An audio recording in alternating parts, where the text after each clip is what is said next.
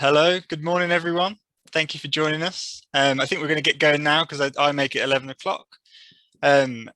We have, obviously, there's plenty of you joining us live. There will be an opportunity to view this session back on demand because you registered. And that will be in a couple of weeks. I think we'll have that up on the website. Obviously, as I've said, I'm sure most of you have already heard, and I apologize, repeating myself again. If everyone can just stay on Zoom while Damian and Geoff speak, and then all questions in the chat, and we'll go through those at the end. Obviously, the representing the reality session is looking at sort of museum collections and all the different conversations we've been having about them over the past year. Obviously, I think it would have probably been the biggest issue we'd all talked through if it wasn't for the pandemic. I'm going to pass over now to Damian, who I think is going to speak first. And then following that, we'll hear from Sir Geoff. And as I say, if you pop any questions in the chat with your name and organisation, we'll go through all of those at the end. Thank you. Thank you, David. I'll just take a couple of minutes to screen share and things and then get started.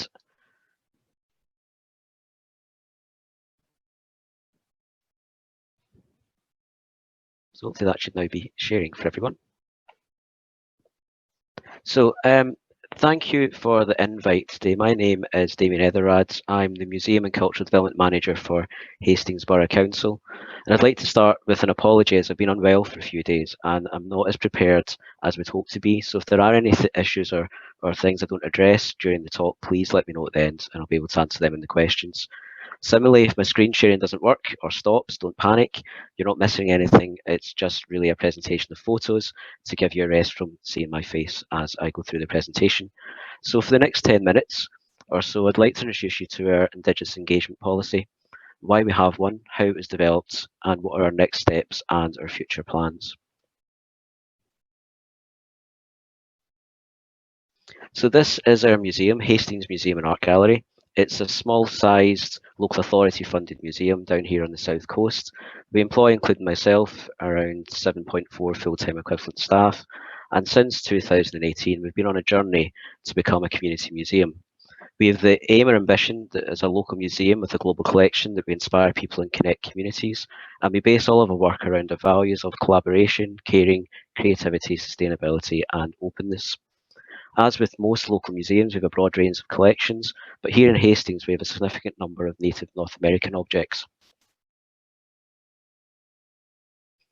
So our fantastic collection of native North American objects largely comes from during the 20th century and collected by people local to Hastings. The largest and most significant groups of objects come from the collections of Colin Taylor, a renowned expert of the Plains tribes, a collector and museum ethnographer. We first acquired his objects back in the 1980s and we've been continuing to add to Colin's collection to this day. We have the Blackmore collection from Edward Blackmore, an Eastbourne plumber who was an adopted member of the Sioux. He became an international expert on the tribe after becoming fascinated by the subject in 1919 and bequeathed his collection in 1982. We have the collection of Claire Sheridan, who was an English sculptor, journalist and writer who spent time at the native North American art colony in the Rocky Mountains in 1937. And finally, we have the Grewell collection. Archie Bellany, born in Hastings, known as Grewell, was a conservationist, fur trapper and writer who disguised himself as a Native American man. While he achieved fame as a conservationist during his life, after his death, the revelation that he was not Indigenous has tainted his legacy. Today, the museum has 3 galleries dedicated to the native North Americans and displays focus on the plains and subarctic regions and Grewell. We first became involved with this work through the Beyond the Spectacle project. Beyond the Spectacle is an Arts and Humanities Research Council funded project by the Universities of Kent and East Anglia that brings together an international team of researchers and native North American people to amplify the stories of Indigenous travellers in the historical record and in the current moment.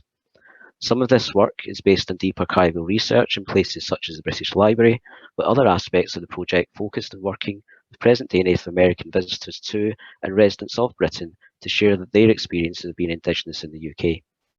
Beyond this, it also funds residencies for Indigenous artists from North America to create new works while in the UK, organise public symposia, and supports the process of connecting Indigenous communities with archival and cultural belongings held in institutions. The museum has had a relationship with researchers from this project for more than a decade, and it was through this that Jack Davey, one of the researchers looking at native North American presence in the UK, first approached us. He was working on a guide to enable access to UK collections for First Nations peoples and raised the idea of us being one of the case studies. Jack was working on his book, Native Americans and British Museums, at the time, and the book examines the ways in which Native American visitors interact with collections here and looks at some of the major problems which arise in the course of these engagements. The aim is to provide both a scholarly overview of the subject and practical advice for museum professionals without specialist expertise in the area. Hastings, like other museums in the UK, had no formal policy on engagement with Indigenous peoples. This lack of established policy creates enormous potential for problems and engagement with source communities. He was interested in the practicalities involved in developing and adopting a policy in museums and wanted to present a clear step-by-step guide in the book for other institutions to follow. So this was the start of the policy. Over the course of 12 months, we worked with Jack to develop the wording for the policy and then guide it through our management structures for it to be adopted by the Council. Jack acted as an intermediary between the museum and Indigenous communities who contributed, reviewed and commented on the policy as it developed. This allowed the development of a policy that both reflects the concerns and issues of Indigenous people in a way that is understandable to organisations such as us and the Council. Our Indigenous engagement policy sets out considerations for working with Indigenous collections and source communities. The policy introduces guidelines for the museum to use when working with Indigenous people and collections. This includes things such as projects, storage, research, digital initiatives, commercial activities, exhibitions and educational programming. Although funded through the Native North American Research Project, the principles and guidelines it includes are transferable to working with other Indigenous peoples. The policy is very much a starting point for us. It is our statement of intent and our direction of travel. It outlines the principles that the museum as an organisation will take when dealing with any Indigenous people and is here to act as a guide to ensure that as staff come and go, there is a basic understanding of the issues involved to ensure a compassionate and emphatic response and approach from us. Through the policy, we publicly acknowledging that the museum holds collections of material culture from Indigenous communities and nations, and that this can create an imbalanced relationship between museums and these communities. We acknowledge that items now in the collection may have been acquired in situations of unequal relations of power related to colonial and imperial histories. We also acknowledge our responsibility to provide access to these collections for Indigenous communities and nations and to work with them to support their needs. We acknowledge that the presence of items in museums can be traumatic for Indigenous visitors to encounter because of the difficult histories attached to them and wish to support Indigenous visitors during their engagements with them. It recognises that for people today these objects have meaning, something that museums often have forgotten through the way objects were collected and are categorised and displayed. The museum accepts that Indigenous priorities within gallery spaces are not necessarily the same as British priorities, and this must be reconciled as part of any development process of work involving Indigenous communities. It commits us to take actions, not just passing the policy and then moving on. For example, as we become aware or informed of objects that have cultural or ceremonial significance that makes their use potentially harmful to Indigenous visitors, we will refrain from doing so without adequate consultation and permission from the communities involved. Indeed, within the policy, it's recognised that we need to build relationships with Indigenous people to be able to care for and understand the collections better. Where possible, we will strive to learn more about these issues as we work with members of Indigenous communities themselves. Importantly, it recognises and sets out the limitations that we now have. For example, we have a limited knowledge of the collections and have limited funding available to redisplay the galleries. It acknowledges that engagement is a long-term negotiated process that requires open and honest discussion and decision-making on our part. Within it, there are also a number of next steps for us to take. These include the establishment of an Indigenous engagement working group, securing funding to support consultation projects with community members in order to facilitate community access, development educational programming, correct misinformation and ensure the best interpretation and care of the collections possible, and to develop relationships with Indigenous academics and community gatekeepers. Most importantly, it's enabled us to get our house in order. This is the groundwork that will allow us to move forward with projects that work with source communities and is only the first step in a longer-term journey for us. Jack's book, Native Americans in British Museums, was published earlier this month and is available online. The Indigenous Engagement Policy is also available on our website under the Our Collections or Our Work pages, or you can email and we'll send you a copy. If you have any questions, I'm happy to answer them, but otherwise, thank you for listening. That is great. Thank you, Damian. I'm sure there will be some questions later on. And if now I could hand over to you, Sir Geoff.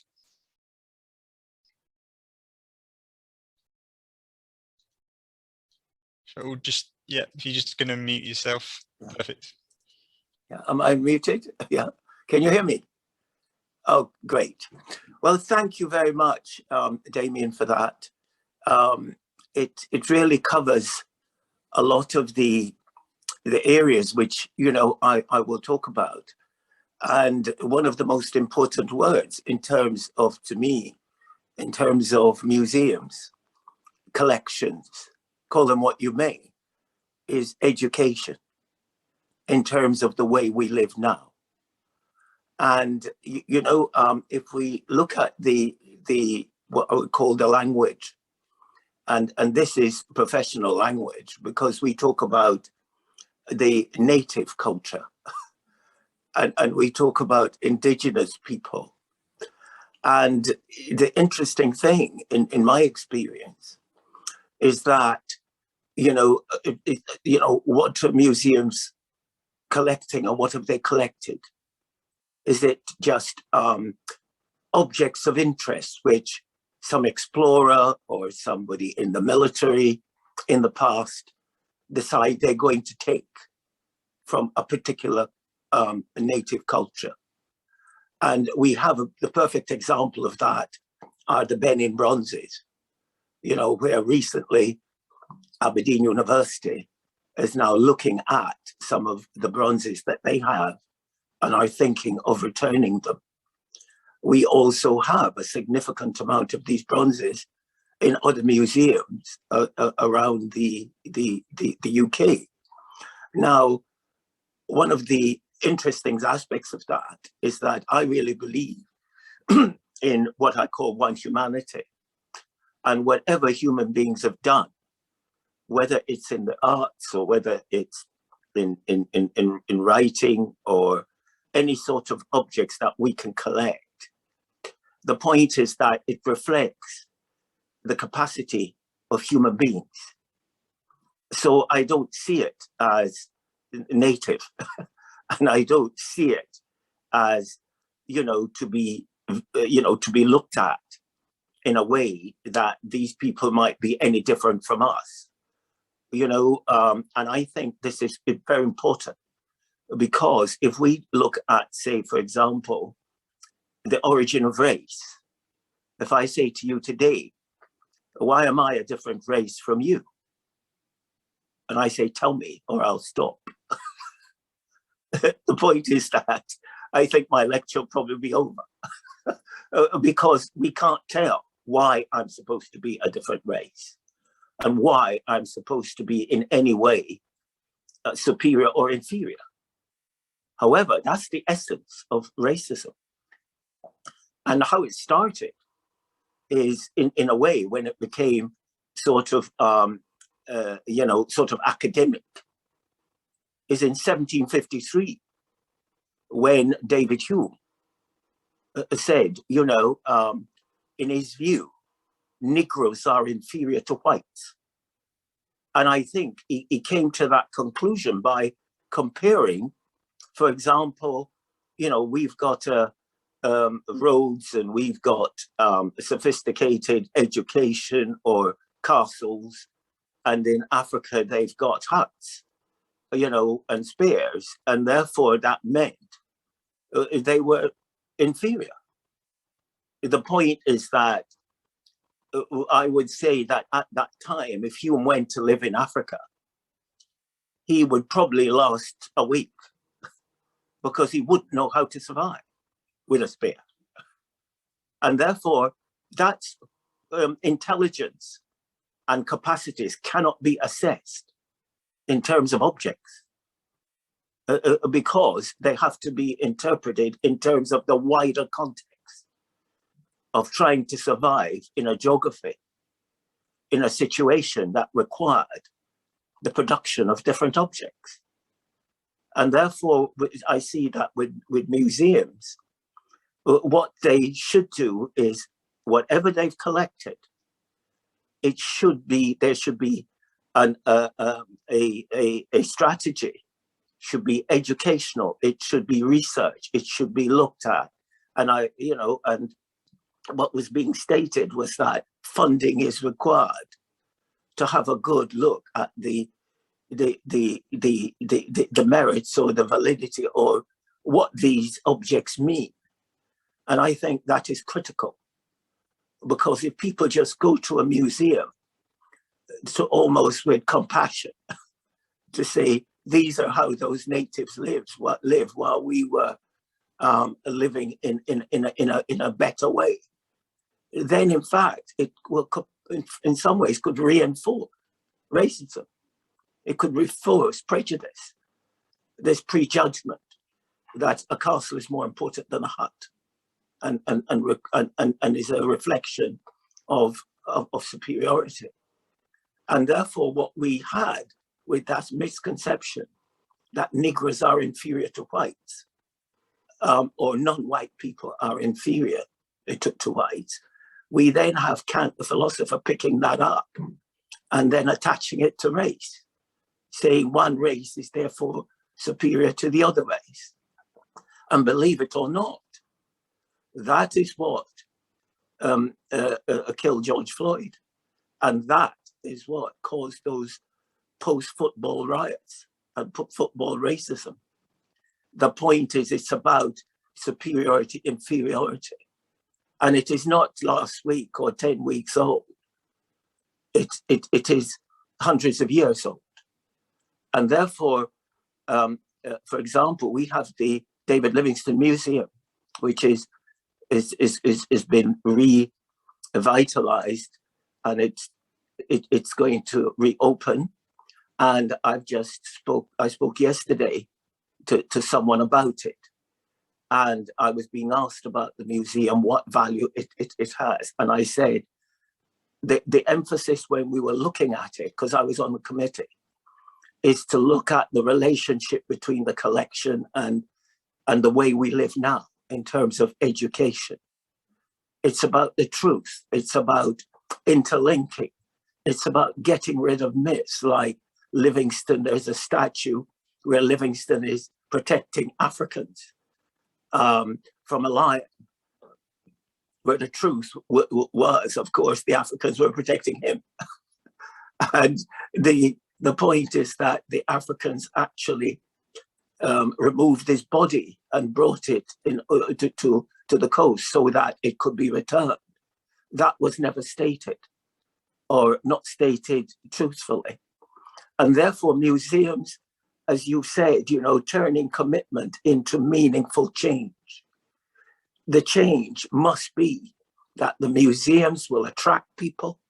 People will want to go on the basis that they're going to learn more about our one humanity, about the capacities of human beings to express themselves in the situations they're in. And that to me is critical.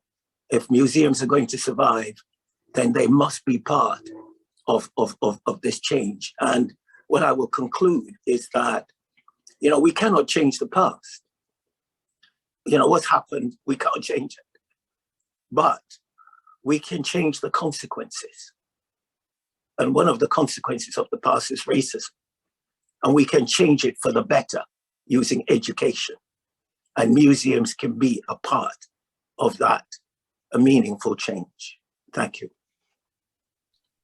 Thank you. Thank you very much, Sir Geoff. Could I just get you, because I'm sure most of the people that are tuning in will know that you were appointed chair of the independent steering group in Scotland to look at collections and how they can better reflect a more accurate portrayal of the past. Could you tell us a little bit about that work and sort of what you're aiming to achieve with that? Well, yes, we have the Scottish government decided that they were going to have a committee to look at this. And I was already chairing the Edinburgh Council's committee to look at slavery and colonialism in terms of legacies. And the museum approached me and asked me whether I would like to chair their committee. And Edinburgh University has done the same. Now, that's not my expertise. I'm an amateur at this. And I agreed. And what we're doing at the moment is that we are looking at a similar collections relating to slavery and to colonialism. And we've employed people required to do this. And this is very important, in terms of getting somebody who is there in order to do the work, rather than a committee with no sort of professional attachment to carry out the work. So that's one of the main things that we had to do, is we were funded in order to provide staff members to do that. And what we're going to do, we've already written to museums to ask them about their collections and their views about them. And that is also very important, because people have things collected and they've been there for years and nobody has really know what their meaning is or what they relate to. And they all object at the end of the project. For example, we have things like, we've got to decide that, my view, for example, people just talk about slavery. And the point is that there are all slaveries are wrong.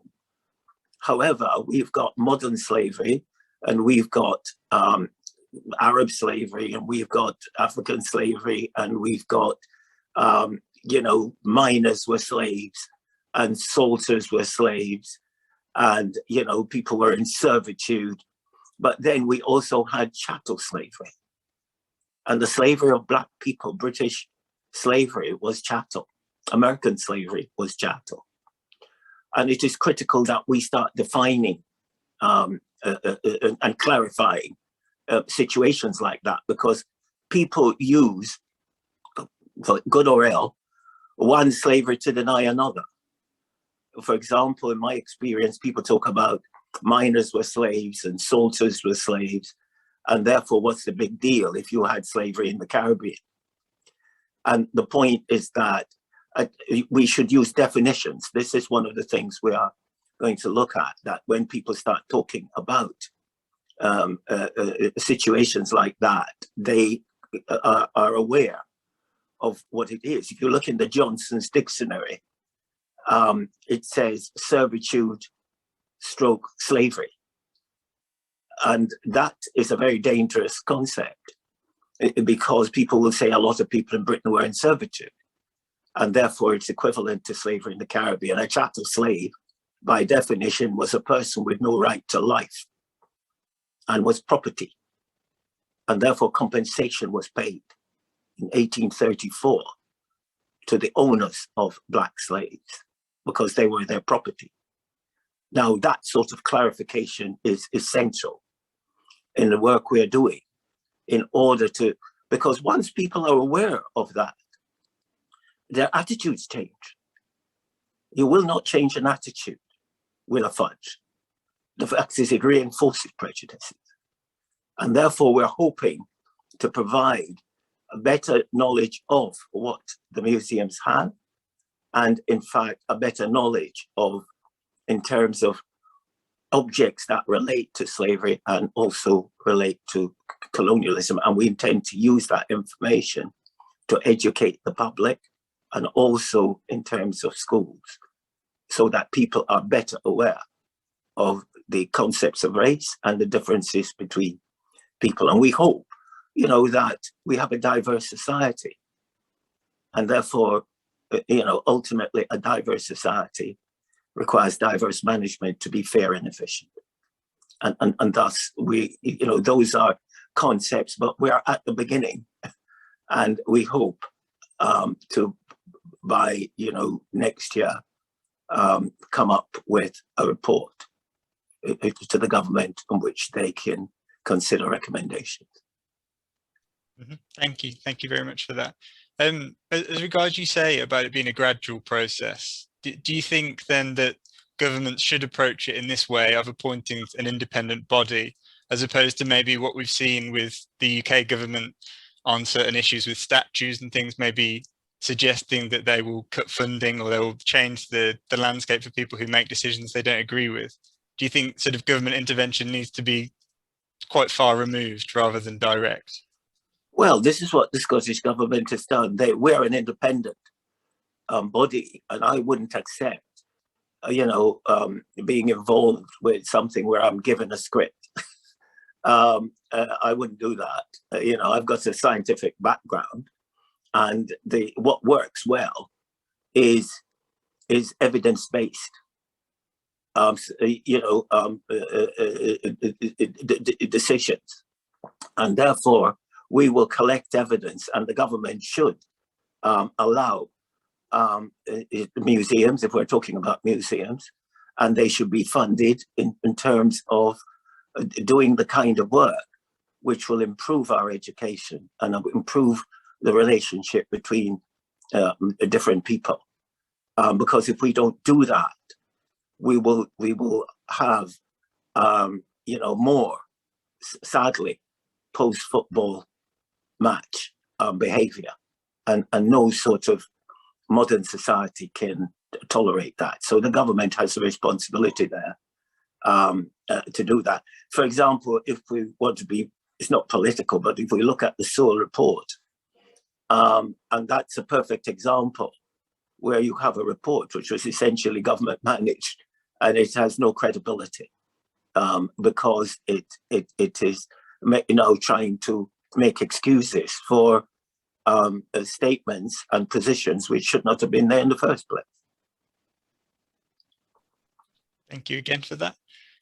Just as obviously, I fear it's quickly becoming my catchphrase, but if anyone does have any questions that they want to pop into the chat with their name and organisation, that would be great. Damian, going back to the Indigenous engagement policy, have you got any tips for any organisation that sort of wants to start looking at this sort of process but has no idea where to begin? I think I would get in touch with the academic researchers that are working in the area that you're interested in, whether it's Native North Americans or Southeast Asian collections or African collections. Find if there is a body that's doing that, an organisation that's funded to do it, because they are out there and they do exist. Obviously, one route doing that is through the Museum Ethnographers Group and the networks, the subject specialist networks. But certainly having that connection will give you a lead. Alternatively, there are things like Jack's book, which does outline the process by which we went through to develop the policy with him and Indigenous peoples, and the step-by-step process to it.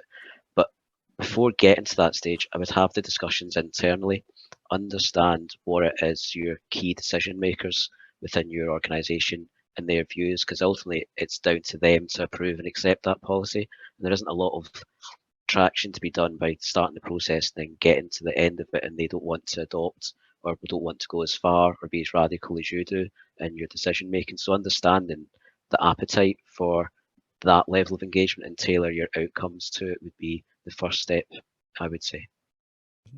And as I understand it, the policy obviously is quite broad in that it opens up different avenues for people from North American Indigenous communities who want to sort of engage in a different way with the museum.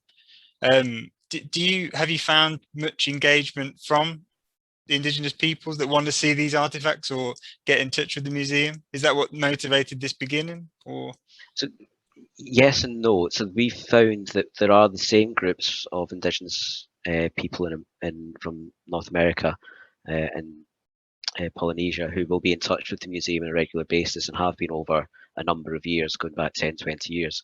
It's not brought new groups to us, but equally what we've found is that our attempts now to work with those new groups is focused on identifying funders so we can bring Indigenous curators and community workers over to look at the collections, to work with their local communities here and work with the team. But actually finding a funder to do that and work with has proven incredibly difficult over the past almost year now. We've been trying, we've been rejected at every turn. The idea of community is attractive to funders, and international community isn't predominantly attractive to funders. So it gives us a good starting block. And I've said before, this is about us setting our house in order, making sure we know what we're going to do when approached. But also there's another side to it, which is allowing us, now we know what we want to do, to start the process of engaging and reaching those people. But it has led to a better relationship, or a relationship with a wider range of academics and Indigenous researchers internationally, which we can email and speak to, which we didn't have before. Thank you for that. We've had a couple of questions come into the chat now. The first one saying, with regards to Hastings museums, have you had any requests for repatriation of objects by Indigenous communities, and how does the policy address this? And that's from Manasi from History Speak. Hi, Manasi. We've not had any requests for repatriation. It's covered in our collections development policy as well, and it's sort of the Arts Council template policy, but this kind of fleshes that out a bit more around being more communicative with the people requesting it, understanding the process that's involved, and it kind of sets out, there's a section on it on repatriation, but it's much more around how we communicate and we speak to, and we set out what is going to be a very long timeline for a repatriation process, and making sure that Indigenous people and their decision makers also know that. But one of the interesting things about going through this whole process is that we know the general feeling of councillors and council museum committee members for when we do receive repatriation requests, because this policy sets out that where it is culturally significant, where there are reasons for it to be returned, it will be returned, along with the other policies that we have in place. So it helps deal with those sort of issues and the fear that things might not be returned if people approach us. Thank you for that. We've got another question from Mufamwi Lloyd from Oxford Art Consultants. He says, I'm interested to hear people's views on the idea of community. Damian brought up the concept of community gatekeepers, and in my own work, I've encountered gatekeepers in positive and less positive ways. I'm concerned too that the notion of community is itself homogenizing. How do we avoid this?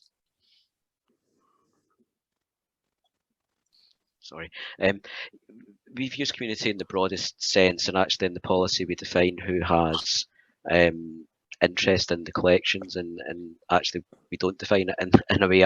What we've said is it's people who can have interest in the collections for numerous reasons, part of the community, self-elected part of the community, being actually living within the community, and it's not for us as a museum to define who those community members are. If they approach us, we then need to work with recognised community bodies in Native North American communities to understand if those people do have agency and do have input to those collections or not. So actually what we say is, within the policy, is anyone can be part of the community and raise an interest in it, and then we'll take it from there. So we're not really defining who is and who isn't part of the community, because that's not our job. These collections, these objects have meanings to many different people, many of whom we wouldn't even recognise today as being possibly linked to it, but would be. I don't know, Geoff, did you have anything you wanted to add to that, or? Well, yes, I feel that if we have a museum, and I don't know the Hastings Museum, you know, what their mandate is, in a sense that, is it a museum that people visit, being ignorant here, or is it just that the objects are there as for research? It's a local authority museum, so people can visit or projects and research. So it's a local council museum. Right. So to me, I'm very much of a community person, and I just feel that if you have a museum that people visit, then it must be operating in a way that when they go there, it is interesting, but then they leave with a better understanding of the collection, a better understanding of people. And they shouldn't sort of come away with a reinforced prejudices, you know, about Native people. And I know it's difficult, you know, when one is running a museum, but what I tend to feel with community work, one should discuss an outcome and then work towards that outcome. Because then if the outcome is manipulated initially, then people decide, you know, what that outcome will be. And thus, sometimes no progress is made for all sorts of reasons. And one has got to understand that there are sometimes political reasons for not doing something. not just, in fact, educational reasons. And therefore, all these things have to be, accepted, because at the end of the day, I think museums, like schools, the curriculum, have got a primary role to play in informing the public, who would have probably missed this at school, and kids coming in, schools coming in. And therefore, research is fine in terms of providing us with evidence for objects, etc. But I think that museums should be about the community. It's about people coming in, enjoying the visits, but also having a better understanding of humanity through the objects that are there, not a negative one when they leave, or reinforce prejudices when they leave. Thank you for that, Geoff. We've got a couple more questions coming. First of all, we've got a comment from Susanna Elliott, Experiences and Partnerships Curator with the National Trust, who says, "Thank you, Sir Geoff, for your point about defining chattel slavery. We often hear people using modern slavery as a way of deflecting any conversation about slavery in Britain's past. No. I hadn't thought about defining it so precisely, but we'll do now." So thank you, Susanna, for that. Thank you. And now we've got a question from Matthew Bridston, who's a volunteer at the University of Manchester Library. He says, "Damian, would you mind talking a little more about the policy's process of consultation or engagement alongside the Indigenous groups tied to the collection?" Yeah, it's one where we, because of the nature of the collections and because of the engagements that people have with them in other museums and the researchers that Jack was working with, we never had direct contact with those groups. What we did was work through Jack as the person who knew and trusted relationships with those researchers and communities. And certainly he was starting from a point of view of having met and worked with these people over many years and established the trust that is required. But many of those early interactions he had with them had been quite damaging and upsetting to them. So we were very conscious, and this is one of the parts of going through this process, was understanding actually how much the collections in the museums still resonate with people, native North American people today, and how traumatic it can be. They describe the 19th century as a genocide. Look at the 20th century, even last couple of months, past couple of weeks in Canada, what's been happening with the discoveries of the bodies of children at the missionary schools shows that for these people, these interactions are still very much a living and real and damaging experience for them. So we're very conscious of not adding to that and working with them the best way that we could. And certainly Jack was the route for doing that. And some of the early drafts of the policy that came back really were quite honest, ripped it apart. They said it was terrible, it was beyond it, it was racist, and we rewrote entirely from the scratch the policy to take into account of those things. But that was the easy part because we had Jack to do that for us as part of the funded project. We're now in the much more difficult part of learning what those consultation and engagements will look like. And actually part of the work that we've been doing since the collection, since the policy was passed, is about starting to build those relationships that Jack has, but we having them directly with those researchers before we reach into the communities, because it is such a sensitive issue. And partly because we don't have the funding to do it in a sort of a more deep-rooted way, it means it's a much more light touch, step-by-step, baby shuffle approach to it. But could I have a word there, please? Yeah, definitely. Yeah, in a sense, I've been working with the people. I've just spoke to the Toronto radio yesterday, and also I've taken note of what the mayor of Toronto have just said in terms of their conclusions, that we were working on the Henry Dundas statue in Edinburgh. And my view is you shouldn't take statues down. You should put a plaque on them explaining what happened or what this man did, by stopping Wilberforce from abolishing the slave trade for 15 years, causing about 630,000 Africans to be transported into slavery. There is a Dundas Street in Toronto, and they're looking at that, whether it should be removed or changed. And, my view is don't change the name, put up a plaque telling the people what really happened. And we also have the MacDonald, I think, statue with the Canadian Prime Minister, and he you know, his statue was removed, again, with his action against Indigenous people. The point is that it's about how much have you said about MacDonald? How much have you said about the British interest in terms of that? It's not just about Indigenous people, and in terms of, you know, what happened. What happened has got to be of a wider historical context. Unless it has that, the Indigenous people will see this as somebody trying to make an excuse. And therefore, that is very, very unacceptable to people from the different cultures. So one has got to consider very carefully what is being done, and the wider historical context, or else it will be seen as just reinforcing attitudes of the past. Thank you for that, Geoff, and thank you, Damian, and thank you, Matthew, for your question. We now have a question from Amy, who's the collections manager at the Army and Navy Club. She says, the majority of the collection that I manage is not contentious in terms of how it was acquired. However, I am looking at how we can better represent the paintings of military conquests and those considered heroes. Does anyone have any advice as to how this can be done sensitively but sensibly, specifically in terms of British Empire narratives? I think there is nothing about sensitivity about history. It's either true or it isn't.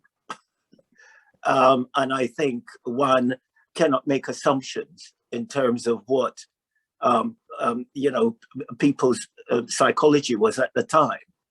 It's about what people did and what were the political stated motives. And I think that, to me, is, you know, we cannot start talking about sensitivity. Is that people want the truth, and it is that sensitivity that allowed historians to say Henry Dundas, who gradually abolished the slave trade for 15 years, in order to get him out of it, saying he was an abolitionist, because it was gradual abolition. These are serious historians. They use the Joseph Knight case, in which Dundas was involved, to say, well, he did defend one black person. And the point is that the whole statement about what he made has never been read properly. So please read the history very carefully, go back to original sources, if one can, you know, primary sources, because that will give you the intentions, the political intentions. Taking it from present literature, which has various prejudices in it, one will continue this a problem of saying, well, we can't say that, it's going to upset somebody. I think people can take the truth no matter where they are. Damian, did you have anything to add, or should we move on to the next question? I think all I would add to it is widen the lens from where the interpretation is written. So bring in the other perspectives, bring in the different views to how it's been interpreted previously, and look at that you've got the wider voice of those involved in the conflicts from either side represented there. It's a difficult one, because people they don't like change in interpretation, and they will get upset and angry about it, but it's how you manage that change and communicate that to people as part of the issue. Thank you very much, and thank you, Amy, for that question. Now we've got a question from Hannah at the National Museum of the Royal Navy, and this is quite a long one, so I'm going to try and do this justice. Hannah, I feel a bit like when I used to have to read Of Mice and Men in Year 9 at school, but I'm going to go for it. When looking to decolonize our collection and the stories we tell, and when looking to be more inclusive in exhibitions and displays, I believe it's important to work alongside people from the community you're trying to represent. I think if you want to accurately represent people, you need their voices, their opinions, their thoughts, not just ours as curators and professionals. We cannot speak for everyone, but how do you reach out to community groups, and how do you do it without sounding like we are saying, please educate us? We have a lot of controversial history in my organisation, and we're working to change, but I'm painfully aware of only one type of person being on the discussion panel. And that's from Hannah. Okay. Well, you know, in terms of, that's the Royal Navy, was that? It's the National Museum of the Royal Navy, yes. Right. Well, you know, we have in Jamaica, or in the colonies, the Royal Navy was the main force of managing the empire. And, you know, we've got a big statue of Nelson in the middle of Trafalgar Square.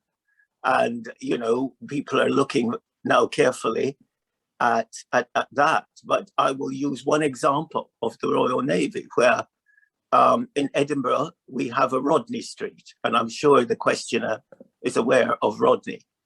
And Rodney was an admiral and Hood, the Hood in the battleship Hood.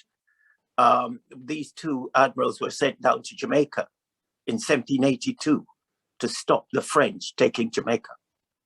And the point is that when I mentioned that to a lot of people locally, because there's a Rodney Street in Edinburgh, nobody had the slightest idea. But Rodney Street leads into the Naval Club in Edinburgh. And therefore you have that, what I call context of history, which, you know, one could say Rodney was defending Jamaica for the British. The point is that it's a historical event. And if you then check Robert Burns, Burns refers to that battle. Here's a toast to the boys we lost. The point is that history must be taught in that context. Because if it is, then the public, both in Jamaica and in Britain, they have no other choice but accepting it, because that's the truth. And therefore it explains more about the importance of Jamaica as a colony, that the British sent out two of their most important admirals while they were losing America. So at that time, Jamaica was more important than America to the British government. Now, that's a fact. And I'm sure if that is taught that way, in terms of the truth of the situation, then one wouldn't have to be worried about sensitivity. The truth cannot be managed by sensitivity, or else it's pointless. Thank you, Geoff. Damian, did you have anything? I think this is a classic museum one of it. It's about the way museums work. Museums traditionally pick up the projects and drop them, and pick up people and drop them. And actually, if you want to do this meaningfully, you need to move away from that and commit to working with a community or a group of communities over a longer period, so that you build up those relationships and build up those connections. And as you go, the projects are fixed on particular parts of the collection, particular galleries, re-displays, and there's an outcome to that. So actually, you're not just saying to people, please educate us.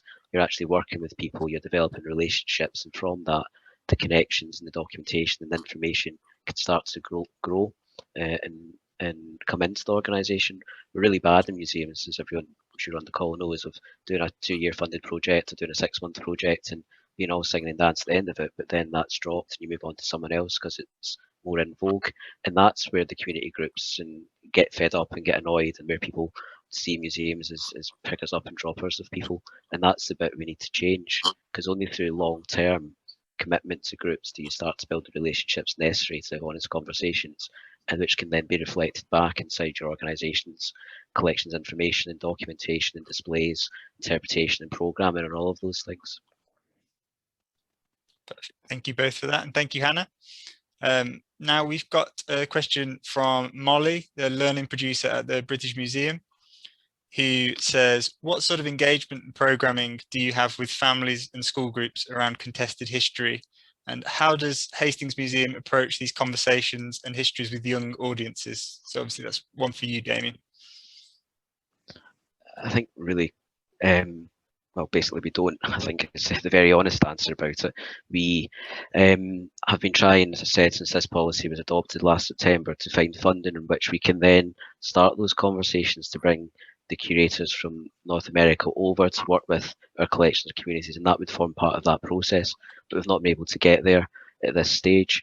One of the quirks of Hastings has been many of our collections, which are from around the world, haven't got the same contentious collecting histories of a lot of museums from Empire.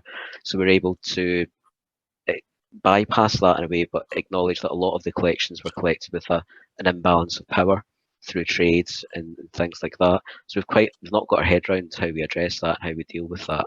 And the majority of our engagement work is focused on homeschooled LGBTQ and migrant refugee communities in the town, and that's much more around getting them familiar with the collections and working with the museum team to develop future projects over the longer term, as I was just talking about. Perfect. Thank you, Geoff. Did you want to say anything there, or should we move on to the next thing? Yeah, I think you could. Yeah, I would agree. You know, with Damian, you know, is how do we engage with the community? You engage with the community by, in fact, getting a reputation that you're putting on something which is interesting to the community. And one person, for example, from Asia says, you know, why have we not heard much about the East India Company? And in terms of the historical links that we had, it was one of the most, it's the first big international company in the world. And therefore our museums have got links with the East India Company, but it is all, it is too sensitive to speak about. The point is people in the community are aware of it. And the more this is placed to one side, and as Damian says, is picked up and dropped, the community then becomes very much aware that their history is not being treated honestly. And therefore museums must become aware that the public is much more aware about the, you know, the aspects of their history which needs clarification. And therefore that can be done. It doesn't require a lot of money to try and go back to an original source to figure out that Henry Dundas was president of the Board of Control, and therefore he controlled the East India Company, and he sent the Duke of Wellington's brother out to India to destroy the Sultan of Mysore. I mean, you know, that is written all over the place in terms of primary sources. So it shouldn't be a problem. Thank you very much, Geoff. And thank you, Molly, for that question. We have one question here from Claire, who is a museum learning volunteer. She says she thanks you both for your inspiring words and says, do you have any more case studies or positive examples of museums who have handled these issues we've been discussing well? I don't have any.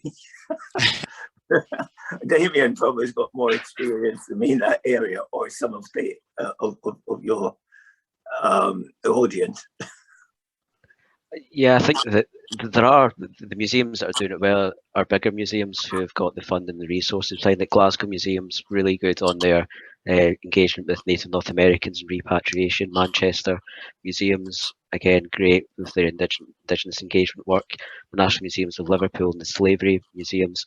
There are really good examples of work out there. What there isn't, and I might be speaking out of turn, but I can't say there's many smaller museums who are shouting about what they're doing. I think that might be partly what it is. They don't have the resources to publicise it, but are doing good work with their communities, or haven't found the ability to do it. And Geoff said something really interesting around it doesn't cost a lot of money to do these things. And actually, you're right, it doesn't. It's an attitudinal change in how organisations speak and engage with people, and that's partly our policy approach was to bring in that change to allow us to do that. So I think that there's more coming. There's more museums that I've been speaking to around things that they're working on around the pipeline, spurred on by last year especially. But a good place to go and check it out is the Museums Association website where they've got resource and information on decolonisation and things like that. That is perfect. Thank you, Damian. That's all the questions we've had in the chat so far. And I think we're pretty much getting to the end of the hour anyway. Oh, no, one last one. It's from Matthew Briston again. It's not a problem, Matthew. In addition, using objects educating local communities, as has been discussed, can I ask both speakers how they feel organisations should avoid perpetuating extractive practices towards Indigenous diaspora groups? How can this kind of work instead prioritise benefiting these communities through object engagement? Well, you know, we have the perfect example of the Benin bronzes. You know, I was speaking to some children the other day, and I pointed out this is the irony of the Benin bronzes. They were people were talking about the you know, Hume was talking about inferiority of Negroes, but we go to Africa, take their Benin bronzes, and they're too costly now to send them back to them. You know, in terms of the artwork involved, and therefore that's one of the ironies. We should have been teaching people about the Benin bronzes in terms of the art, the capacities of human beings to make objects and to live in a way that we now consider quite sophisticated, but we've actually thought at one time that they're inferior. And thus this has to be taught. The museums have to try and show the, what I call, whether it's the hypocrisy or the duplicity of how we have seen people in the past, you know, where what was regarded as inferior is now so superior that we can't send them back. And that should be taught.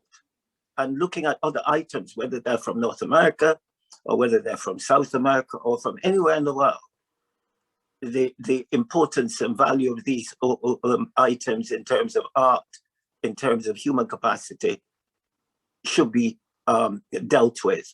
And sensitivity should occur after we've done the work. Thank you, Geoff. I'll we've got one more question that I think we can just fit in time, which I think will be aimed more towards you, Damian. So it's from the family Lloyd again. We haven't talked about paying for community input yet. I've worked on recent projects where community connectors were paid for their work rather than expected to come and discuss things for free. Has Hastings used a similar approach at any point, or any other examples? Yes, we have. In fact, that's why we can't get funding. I think I've done 3 or 4 funding applications now, which involves funding for paying for community gatekeepers or community facilitators, or indeed for Native North American projects for bringing across Indigenous heritage workers, and we've not been successful. Feedback's obviously for funding's never given very much detail, but certainly we build that in all of our work, whether it's with freelancers or through our engagement programs where it involves outsiders. We've tried to pay a fair wage based in line with Museum Association or various artist unions fees on it, because it's really important that people are paid for the effort and the work and are paid a fair price for that, and we don't continue those exploitative practices that have characterised a lot of work in the past and relationships or connections with those communities, particularly these Indigenous communities. And just a little bit back to Matthew's question before that, I think we have to remember that for a lot of these, especially Native North American communities, a lot of the objects were lost from these communities, and in some respects, by just engaging with those communities, for them to find out we have them, can open up a huge amount of avenues to those communities in terms of things they never knew from their past. One of the Native North American West Coast tribes is 80% of their world's collections were found after one archaeological dig, because the majority of their collection were ripped from them through the genocide of the 19th century. So there is a lot of things as they don't know what's in the museums, and actually museums, by engaging with them, can open up those doors and avenues to them. I'm conscious of the time, so I'll stop there. Thank you, Damian. Yeah, because of the program being sort of back to back throughout the day, we're going to have to put an end to the session there. But thank you both so much. It's been really fascinating. And thank you everyone else for your questions as well. It's been great to have your engagement. I know that Claire from Watford Museum has just put on the chat that she's made 10 pages of notes. So it must have been an interesting session. Obviously, as I mentioned at the start, this will be uploaded as a recording, so everyone can watch it back because you've registered for this session. But I think that pretty much concludes everything. We've got plenty of thank yous, Geoff and Damian, from a lot of people who attended. But yeah, no, thank you so much for your time. It's been great to see everyone. And yeah, as I say, in the coming weeks, we'll get this uploaded so you can watch it all back. Thank you very much. That's Wonderful perfect. job you're all doing.